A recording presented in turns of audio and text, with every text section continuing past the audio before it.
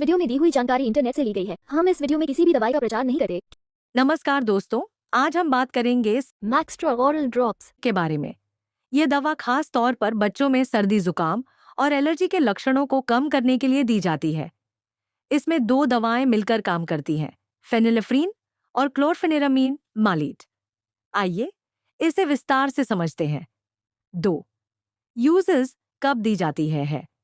इस ड्रॉप का इस्तेमाल बच्चों में किया जाता है जब नाक बंद हो जाती है, नासल कंजेशन, नाक से पानी बहता है, रूनी नोज, बार बार छींक आती है, एलर्जी की वजह से आंखों से पानी आता है और सर्दी जुकाम के कारण चिड़चिड़ापन या नींद खराब हो जाती है। यानी यह दवा कोल्ड, फ्लू या एलर्जी से होने वाली परेशानी को कम करने में मदद करती है। अब जानते हैं ये दवाई कैसे असर करती है। इस ड्रॉप्स में दो दवाएं होती हैं और दोनों का असर अलग अलग तरीके से होता है।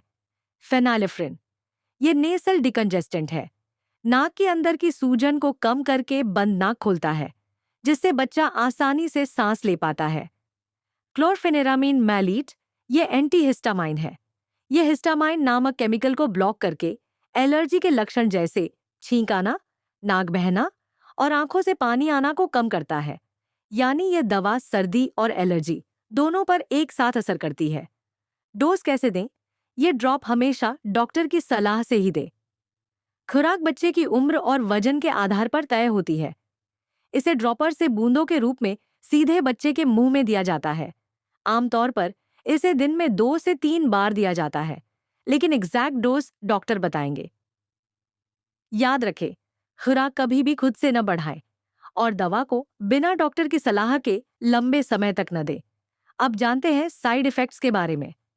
कभी कभी बच्चों में ये ड्रॉप्स देने के बाद हल्के साइड इफेक्ट्स हो सकते हैं, जैसे नींद आना या सुस्ती, चिड़चिड़ापन, मुंह का सूखना, हल्का पेट दर्द या गैस, सिर दर्द या चक्कर। अगर बच्चे को सांस लेने में तकलीफ, तेज एलर्जी रिएक्शन या अत्यधिक नींद जैसा गंभीर असर दिखे तो तुरंत डॉक्टर से संपर्क करें। सावधानियां, बच्चों को यह दवा केवल डॉक्टर की सलाह से ही दें। अगर बच्चे को ESMA, heart disease, high blood pressure, thyroid problem या लिवर किडनी डिजीज है तो डॉक्टर को पहले बताएं। यह दवा 2 साल से छोटे बच्चों में खास सावधानी से दी जाती है।